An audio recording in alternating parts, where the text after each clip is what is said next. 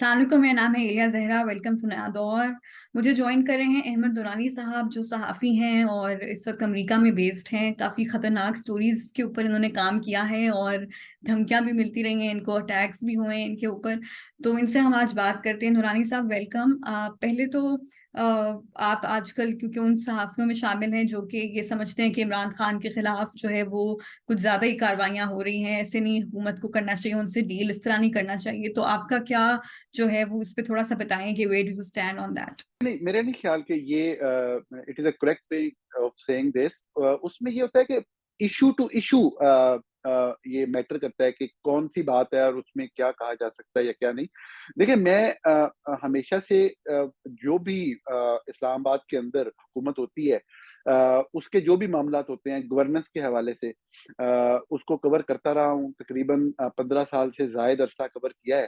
تو ہم تو جو سابقہ حکومت تھی عمران کی، یا اس سے پہلے جو Nawaz Sharif P M L N کی حکومت تھی، ہماری اس میں بھی کوشش ہوتی تھی کہ جو بھی بیڈ گورننس کے یا کرپشن کے انسٹنسز سامنے آئیں وہ رپورٹ کریں۔ جو پناما پیپرز کے حوالے تک سے باتیں جتنی بھی سامنے آئیں، ایک ایک چیز کو بہت کلیئرلی انویسٹیگیٹ کیا۔ مجھے تو اس میں اس طرح سے جو کہا جا رہا تھا ان کیسز کے اندر جو کلیم کیا گیا، مجھے تو کوئی چیز نہیں ملی، اور میں نے یہ بار بار لکھا۔ آج کے دن تک میرا سب لوگوں سے انکلوڈنگ پی ٹی آئی کے دوست جب حکومت میں آ گئے تو انہیں اس وقت ریکویسٹ کی جاتی رہی کہ آپ چلو نعرے تو مارتے ہیں تقریروں میں کھڑے ہو کے، تو کوئی ایک آدھا ڈاکومنٹ، اب تو آپ حکومت میں ہیں تو آپ ہمیں دے دیں نواز شریف صاحب کے خلاف۔ کیونکہ میں ان چند صحافیوں میں تھا کہ جن کے اوپر یہ الزام بھی لگتا تھا کہ جی یہ جو ہے وہ نون لیگ رپورٹنگ جو ہے ان کی طرف سے زیادہ تر آتی ہے۔ حالانکہ یہ بات سچ نہیں تھی، ان کے خلاف بھی بہت کچھ میری ہی طرف سے لکھا بھی گیا۔ تو اس کی وجہ یہ تھی کہ وہ فوج نے فیصلہ کر لیا تھا ایک ٹائم پہ کہ ان کو گرانا ہے، تو ظاہر ہے کہ فوج غلط کر رہی تھی، تو ہم صرف اس کو ہائی لائٹ کر رہے تھے۔ ہمیں پی ٹی آئی نے کبھی کوئی ایک ایویڈنس نہیں دیا، بار بار کہنے کے باوجود ٹاپ موسٹ لوگوں کو، ان کے منسٹرز کو، کہ یہ جو باتیں آپ کہتے ہیں پبلک میں جلسوں میں جا کے کہ جی یہ چوری کر گئے، یہ کھا گئے، یہ چور، یہ ڈاکو، کوئی ایک حوالہ کا، کوئی ایک ڈاکومنٹ، کوئی ایک ایویڈنس ہمیں دے دیں، نہیں ہوا۔ ان کی government I P T I کی، تو دیکھیں میں تو جب سے مطلب پی ٹی آئی جب عمران صاحب گورنمنٹ میں تھے، میں نے تو اس وقت بھی سٹوریز کی۔ فیکٹ فوکس نے یہ بریک کیا جو ان کا فیروز والا فائلز کا معاملہ تھا۔ اس کے بعد مطلب ہے کہ ملک ریاض صاحب کے ساتھ ان کے جو معاملات ہیں اس کے حوالے سے ہم نے بہت ہی ڈیٹیل، سب سے پہلے ہم نے رپورٹ کیا، اور اس کے بعد اس کی تفصیلات جب یہ گورنمنٹ آ گئی اچھا، تو مختلف اختلاف صحافیوں کس کی بات سے ہے؟ آپ کا اختلاف کس بات سے ہے؟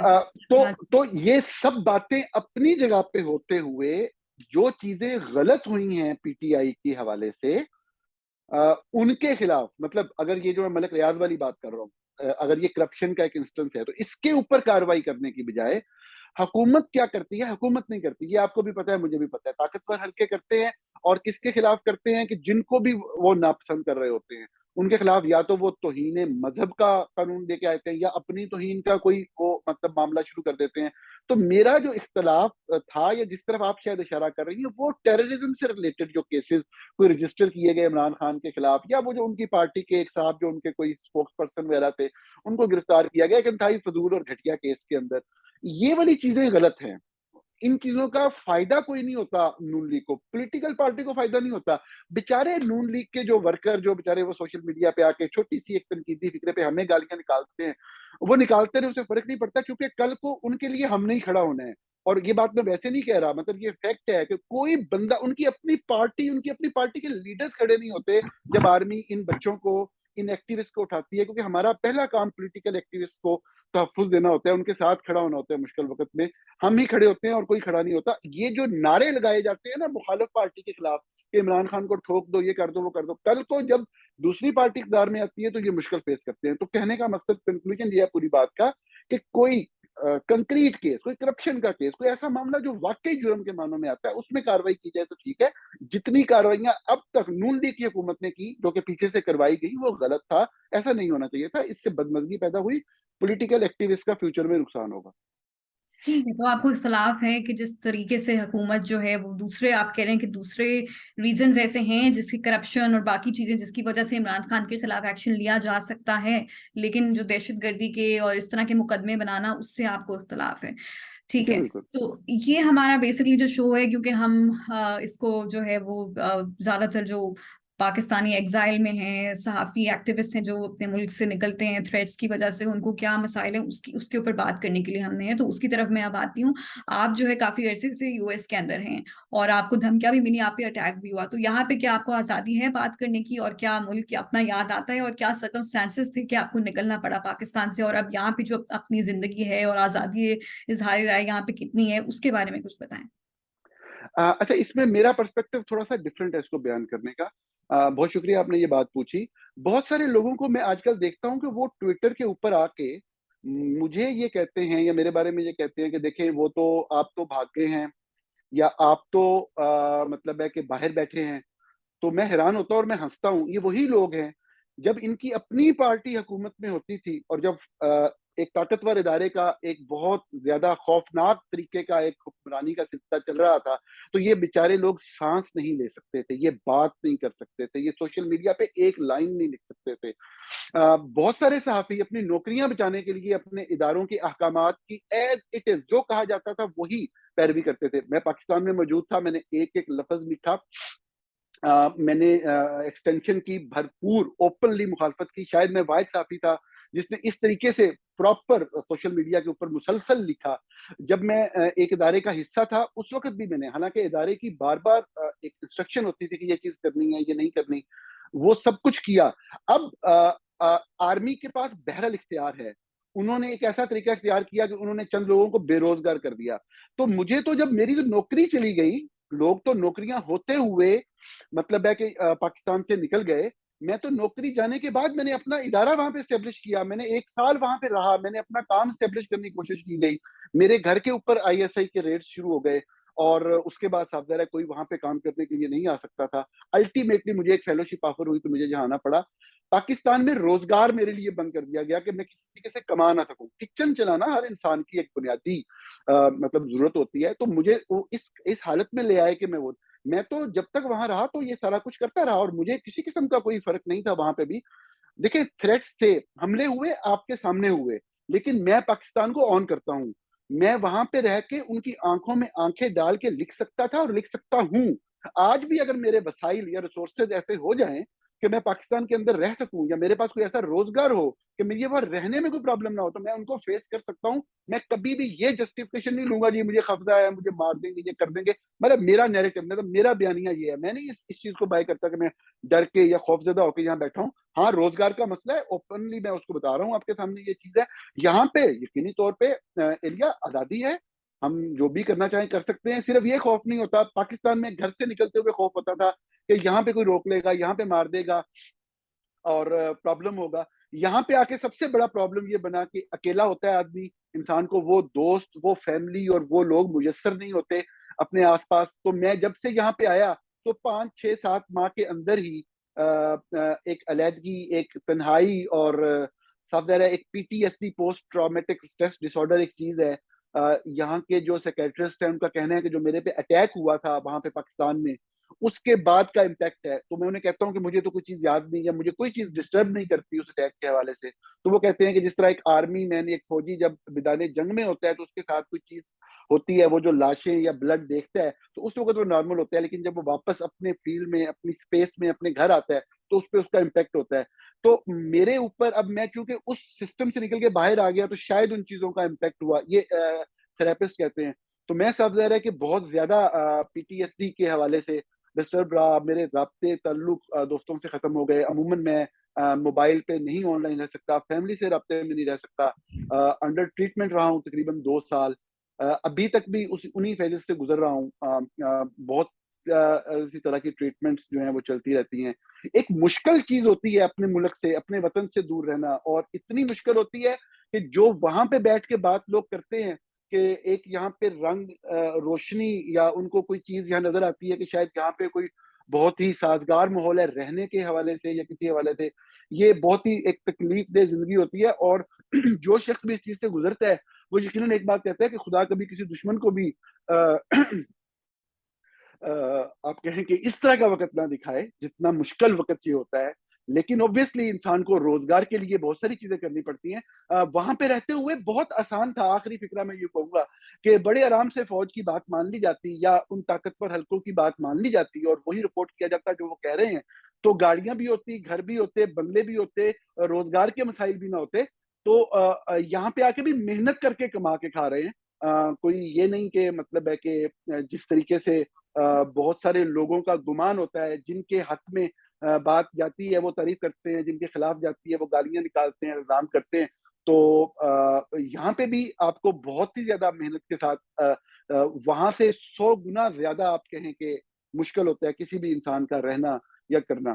تو بہرحال آپ کے سامنے یہ کمپین, آپ کے سامنے آج کل بالکل. بھی یہ کمپین چل رہی ہے میرے خلاف وہاں پہ. بالکل. اور جو آپ نے جیسے کہا کہ لوگ سمجھتے ہیں کہ پاکستان سے باہر نکل کے تو جو ہے وہ الگ دنیا میں چلے گئے ہیں اور پاکستان کو بھلا دیا ہے. ایسا تو کوئی صحافی بھی جس کو اپنی خطروں کی وجہ سے ملک کو چھوڑنا پڑے وہ تو کبھی ملک کو بھلا نہیں سکتا. اور جو آپ نے یہ بہت شکریہ کہ آپ نے شیئر کیا ہمارے ساتھ جو یہ مینٹل ہیلتھ, کیونکہ مینٹل ہیلتھ ایک بہت ایک ایسا ٹاپک ہے جسے اگنور کیا جاتا ہے, اور اسپیشلی جو صحافیوں کی مینٹل ہیلتھ ہے وہ تو کیونکہ وہ ڈسپروپورشنیٹلی افیکٹ ہوتے ہیں اس کے اوپر جو ہے بات کرنا بہت ضروری ہے. تو آپ نے جیسے بتایا ہمیں کہ جب آپ پہلے یہاں پہ آئے, کتنے سال پہلے آپ آئے تھے, اگر شیئر کرنا چاہیں؟ میں انفیکٹ میرے آنے کا بھی ایک ایشو ہے کہ میری فیلوشپ سٹارٹ ہو رہی تھی مارچ کے مہینے میں 2020 میں, 2020 میں. تو یہ وہ سال اور یہ وہ مہینہ تھا جب دنیا کووڈ کی لپیٹ میں آ رہی تھی, کرونا وائرس کی لپیٹ میں آ رہی تھی, اور امریکہ میں بہت ہی خطرناک تھا کرونا وائرس. تو میں ایک چھوٹا سا شہر ہے, کولمبیا نام ہے اس کا, امریکہ کی ریاست ہے میزوری, وہاں پہ میری فیلوشپ تھی. تو اور وہ فیلوشپ پہلے ہفتے کے اندر ہی کینسل ہو گئی, 1-2 ہفتے کے اندر ہی سب لوگ واپس چلے گئے. تو مجھے یہاں رہنا پڑا, اور وہ صاف ظاہر ہے کہ وہاں پہ کوئی کمیونٹی پاکستان کے حوالے سے بھی اس طرح سے نہیں تھی, اور پھر کوئی رابطہ لوگوں سے نہیں رہا. شروع میں صحت مند تھا, میں نے کام کیا, اور یہی فیکٹ فوکس کو ہم نے ری آرگنائز کیا, یہاں پہ رپورٹنگ سٹارٹ کی. لیکن اس کے بعد سے پھر صاف ظاہر ہے کہ 2020 جو آپ کا سوال ہے اس کا جواب یہ ہے کہ یہ مارچ 2020 میں آیا تھا, اور مجھے یہ جو پرابلم جو ہے وہ سیریس کی جو ہے وہ سپٹمبر 2020 سے ہونا شروع ہوا, اور پھر دسمبر تک میں بیڈ پہ تھا, اس کے بعد سے تقریباً بیڈ پہ. صحیح. تو یہ جو آپ نے پوری جو آپ کی اسٹرگل تھی مینٹل ہیلتھ سے, اور اس پوری سچویشن سے, اسٹیٹ آف مائنڈ سے باہر نکلنا ایک بہت مشکل کام ہوتا ہے.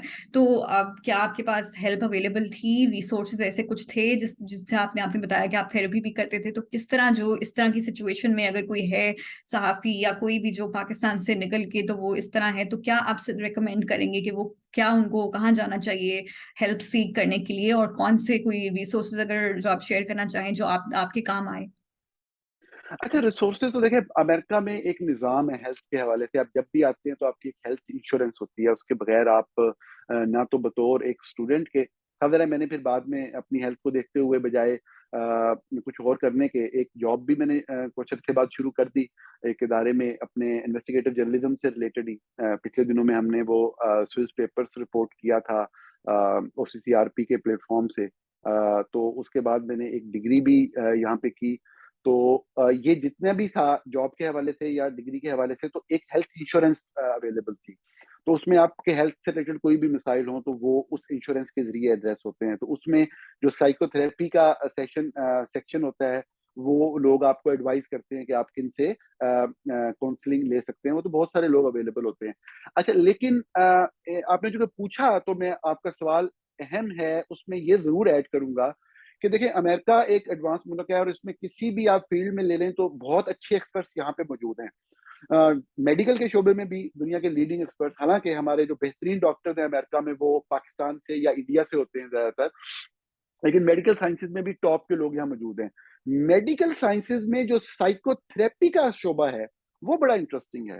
اور سائیکو تھراپی کے حوالے سے اگرچہ میں نے ہمیشہ سے جو شروع میں تھراپی کاؤنسلنگ کی وہ میں نے امریکن سے ہی لی یا یورپ میں آن لائن کچھ لوگوں سے لی, تو مجھے یہ چیز بتائی گئی کچھ سینئرز کی طرف سے کہ جو تھراپی ایسی چیز ہے, اس میں جو بندہ آپ کو تھراپی یا کاؤنسلنگ کر رہا ہے اس کا آپ سے کلچر سے آپ کو اس کا سمجھنا بہت ضروری ہے, اس کی کلچرل انڈرسٹینڈنگ ہونا بہت ضروری ہے. اس میں کوئی امریکن کی بجائے کوئی ایسا بندہ جو ساؤتھ ایشین ہو یا جو اسپیسیفکلی پاکستان سے ہو تو وہ آپ کے زیادہ ہیلپ کر سکتا ہے. تو اس میں ساتھ ہے کہ جینڈر کے حوالے سے بھی ہوتا ہے, کیونکہ ہمارے یہاں تھوڑے سے جینڈر سینسیٹیو ایشوز ہوتے ہیں. بہت ساری ایسی چیزیں ہوتی ہیں جو انسان, ایک لڑکی ہے تو وہ ایک لڑکی سے ہی شیئر کر سکے گی, ایک لڑکا ہے وہ ایک لڑکے سے شیئر کر سکے گا. یہ چیز اہم ہے کہنا, اس لیے میں نے یہ بات اسپیسیفکلی مینشن کی. اور یہ ہے کہ پھر میں نے تقریباً 6 ماہ یا 8 ماہ پہلے سے سیشنز بھی پاکستان میں بیسڈ جو ایکسپرٹس تھے ان کے ساتھ کرنا شروع کیے، جو یقینی طور پہ یہاں کے سیشنز کی نسبت زیادہ ہیلپ فل ہیں. تو آپ ٹھیک کے ہے. سوال کا جواب یہ ہے کہ آپ کو اپنے سسٹم سے کنیکٹ رہنا پڑتا ہے اس صحیح، حوالے تو آپ یہ کہہ رہے ہیں کہ پاکستان میں موجود جو ایکسپرٹس تھے ان سے آپ نے رابطہ کیا اور اس طرح آپ کو مدد ملی اور you were able to get out of that situation. ٹھیک ہے، آئی ایم شیور سے. بہت Not help. get out of that situation. I am still struggling. I am going through that situation. Rather, that situation is worse. آپ کہہ سکتے ہیں، لیکن اب تھوڑا سا اس کو ہینڈل کرنے کا طریقہ آ گیا ہے. کچھ اچھے دن ہو جاتے ہیں، کچھ برے دن ہو جاتے ہیں. تو یہ وہ چیز ہے جو پاکستان جو اپنے ملک سے باہر نکلنے والا ایریا کوئی بھی شخص فیس کرتا ہے. اس کا پیریڈ کم یا زیادہ ہوتا ہے. تو انفارچونیٹلی میں ایسے ٹائم پہ آیا تھا، ایسی جگہ پہ پھنسا اور اتنا لمبا پھنسا کہ میرے کیس میں ذرا لمبا ہو گیا. بالکل صحیح ہے. Again thank you so much for sharing this, کیونکہ زیادہ تر لوگ جو ہے وہ اس پہ بات کرنا نہیں چاہتے اور آپ شیئر کر رہے ہیں. اس سے ایم شیور لوگوں کو بھی جو ہے وہ پتہ چلے گا، جو یہ ٹرول کرتے ہیں اور اس طرح کی باتیں کرتے ہیں کہ یہ تو ایجنٹ ہے، غیر ملکی ایجنٹ ہے اور غدار ہے. جس طرح کی باتیں ٹویٹر پہ کی جاتی ہیں، سوشل میڈیا پہ کیمپینز چلائی جاتی ہیں صحافیوں کے خلاف جو باہر ہیں، وہ اس کا اثر ان کے اوپر ہوتا ہے. یہ اصل انسان ہے جن کی زندگیاں آپ اپنی اس طرح کی ہیٹریڈ سے، اپنی اس طرح کی جو ہے وہ نفرت سے برباد کر دیتے ہیں اور ان کو اس حال میں آپ پہنچا دیتے ہیں کہ ان کو اس طرح سیریس ایک سچویشن سے گزرنا پڑتا ہے. تو آخر میں یہ بتائیے گا نورانی صاحب کہ ابھی کچھ مہینوں پہلے ایک خبر آئی تھی کہ یو کے اندر جو ہے وہ ایک اس سے ایک پلاٹ جو ہے وہ یو کی پولیس نے جو ہے وہاں پہ کیا کہ وہاں پہ نیدرلینڈ کے اندر جو وہ ہیں احمد وقاص گورایا ایک بلاگر ہیں، ان کو مارنے کی کوشش کے اندر، اور وہ پکڑا گیا بندہ اور وہ پورا ٹرائل چلا اس کا.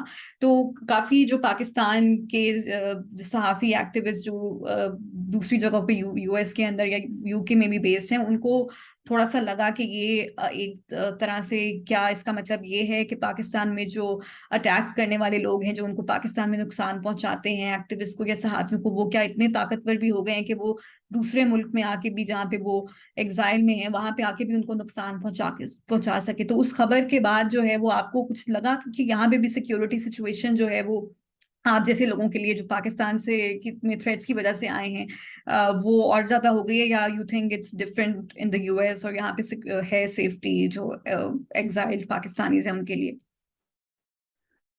یہ دیکھیں، جو بھی لوگ پاکستان سے باہر ہوتے ہیں ان کے بہت سارے مسائل ہوتے ہیں، جس میں یقینی طور پہ سیکورٹی کا ایک ایشو بھی ہوتا ہے. ہم نے دیکھا کہ ہمارے سامنے پاکستان سے باہر رہنے والے اخبار دی نیوز کے صحافی تھے سابق، ساجد بلوچ، ان کا قتل ہو گیا یورپ کے اندر. اسی طرح ایک بلوچستان سے ہیومن رائٹ ایکٹیوسٹ تھی، ان کا کینیڈا کے اندر قتل ہوا. آپ نے ایک واقعے کی طرف اشارہ کیا. اب بات یہ ہے کہ ہر بندے کا ایک مختلف انداز ہے اپنی لائف کو گزارنے کا، معاملات کو دیکھنے کا، معاملات سے ڈیل کرنے کا. میں نے ابھی آپ کے پہلے سوال کے جواب میں کہا تھا امریکہ تو بہت ہی سیف ملک ہے. یورپ سیف ہے، امریکہ اس سے زیادہ سیف ہے. یہاں پہ سیکورٹی کو بریچ کرنا یا سیکورٹی کے جو بیسک ایس او پیز ہیں یا رولز ریگولیشنز لاز ہیں ان کو وائلیٹ کرنا بہت خطرناک ہوتا ہے کسی کے لیے بھی. پھر بھی جو روگ اسٹیٹس ہیں وہ ہر طرح کے اقدام لینے کی کوشش ضرور کرتی ہیں. میں آپ کو اپنے بارے میں پہلے سوال کے جواب میں یہ کہہ چکا ہوں کہ مجھے پاکستان کے اندر رہتے ہوئے، جہاں پہ ہر لمحے وہ مارنے کی کوشش کرتے تھے یا مار دینے کی کوشش کرتے تھے، وہاں پہ میرا معاملات کو ڈیل کرنے کا انداز یہ تھا کہ میں ان کو اوپنلی چیلنج کرتا تھا، راولپنڈی کے اندر رہتے ہوئے، اسلام آباد کے اندر رہتے ہوئے. اور جو میرا کام تھا بطور صحافی، پروفیشنل کام، وہ میں کرتا تھا وہاں پہ. اس خطرے کو کبھی میں نے جو ہے اس چیز کو کبھی اپنے ذہن پہ نہیں سوار کیا کہ یہ کیا کر دیں گے یا کیا نہیں کر دیں گے. جب تک میرا معاملہ کھانے پینے کا، روزگار کا چلتا رہا بطور انسان جو ایک بنیادی ضرورت تھی، تو میں یہ سب کچھ کرتا رہا. میں نے اپنی جاب کی پرواہ بھی نہیں کی، میں نے کسی پیسے کی پرواہ نہیں کی، میں نے اپنا کام کر کے مقابلہ کرنے کی کوشش کی. تو یہاں پہ جو ہے اس طرح کی چیز اگر کوئی ہو بھی صحیح، مطلب یہاں تو بہت ہی زیادہ آسانیاں ہیں پاکستان کی نسبت سیکورٹی کے پوائنٹ آف ویو سے صرف. تو میں تو اس طرح کی چیز کو وہاں کبھی خاطر میں نہیں لایا، تو یہاں کس چیز کو کیا سوچنا یا کیا کرنا ہے. مطلب میں تو یہ کہتا ہوں ہمیشہ وہاں پہ کہ اگر جو پاکستانی ہیں، ہم پاکستانی ہیں نا، ہم سے کسی کو خطرہ ہو سکتا ہے، کوئی اگر زبردستی سے اپنی کوئی چیز کروانا چاہ رہا ہے، ہمیں کسی سے خطرہ نہیں ہو سکتا. اور زندگی آنی جانی چیز ہے، یہ کوئی بات نہیں ہوتی کہ کسی نے حملہ کیا اور کوئی مارا گیا. صاحب ہے ٹھیک ہے، گولی تو کسی بھی جسم سے گزر جاتی ہے، چاہے وہ ایک پی این کا، چپراسی کا، یا ایک غریب آدمی کا جسم ہو، چاہے ایک صحافی کا جسم ہو یا ایک جرنیل کا جسم ہو، یہ کوئی چیز نہیں ہوتی. जी, बिल्कुल सही कहा। बहुत शुक्रिया नूरानी साहब, आपने बताया अपने चैलेंजेस के बारे में और यहाँ पे ज़िंदगी के बारे में, और आई होप कि जो ट्रोल्स हैं उनको भी पता चले कि ये बहुत मुश्किल होता है अपने मुल्क से दूर रहना इस तरह के सर्कमस्टेंसेस के अंदर। तो हम ये सीरीज़ जो है इसमें और भी हम जो है वो लोग जो पाकिस्तान में हैं, यूएस के अंदर हैं, पाकिस्तानी एग्ज़ाइल होकर आए हैं, उनसे आपकी मुलाकात करवाएँगे, आप उनसे बात करेंगे ताकि वो एक्सपीरियंसेस अपने जो है वो शेयर करें और आपको पता चले कि वो किस स्ट्रगल से गुजरते हैं जब वो अपना मुल्क छोड़ के इस तरह के सर्कमस्टांसेस में आते हैं। देखने का शुक्रिया, खुदा हाफ़िज़।